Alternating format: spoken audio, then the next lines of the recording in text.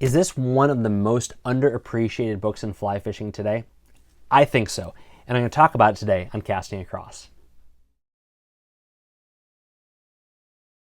Hi, I'm Matthew of castingacross.com, where I explore the quarry and culture of fly fishing. Within fly fishing literature, there's a few subgenres. Of course, we all know about narratives, where people are writing about the remarkable things they did, or they write about the mundane experiences of fly fishing, but they do so in a remarkable way. Then you also have books that focus on technique. How do you find fish? What flies do you choose? How do you fish in particular environments? Now, Ed Shenk's Fly Rod Trouting is an exemplary pattern for how you can do both in one volume. This is a short book published in 1989 by the late Ed Shenk. And he, along with some of his contemporaries, were anglers on Letort Spring Run, which flows through Carlisle, Pennsylvania. And this little spring creek has an outsized contribution to American fly fishing. Whether it be understanding rise forms, or whether it be the use of terrestrials as imitations of trout food, the Letort Spring Run was ground zero for the early and mid 20th century in developing patterns and techniques. And Ed Shenk was in the center of it, and he writes about so many of those experiences and the men and women that he rubbed shoulders with in this book. This book is worth the cost of admission alone to read about his story of fishing for Old George, a remarkably large brown trout that he pursued for quite a while and ended up, well, you can read it yourself.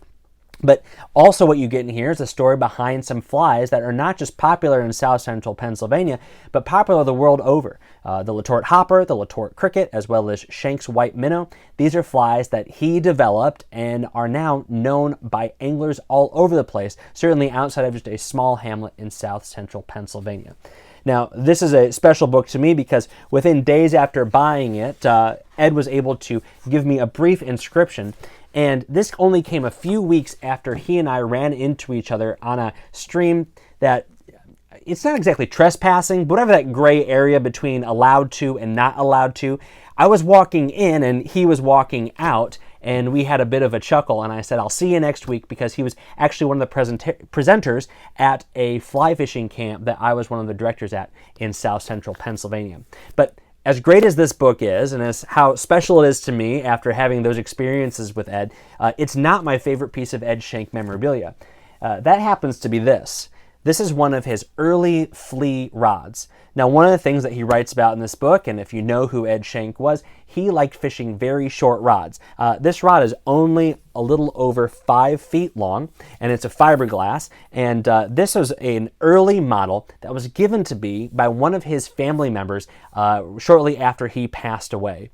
It's a very, very special rod. It's a rod that I tried to buy over and over again, even as much as about 10 years ago, talking to Ed on the phone saying I'd be willing to spend way more money on one of yours if you'd be willing to part with it. And he just laughed and changed the subject. But I was able to be given this rod again by one of his family members, and later that day I went out and fished in some of the spots that Ed writes about here that he and I actually crossed paths on the Letort, and was able to get into some trout using this special rod. It's a great way to tie experiences that you've had personally with tangible things, with things that you read about. And that's one of the great things about fly fishing, is that it's such a small community and small world that things like this are possible. You're able to get to know the people in some way, shape, or form. But is there a book that you think is underappreciated in fly fishing? If so, let me know in the comments below. And then head over to castingacross.com for more book recommendations.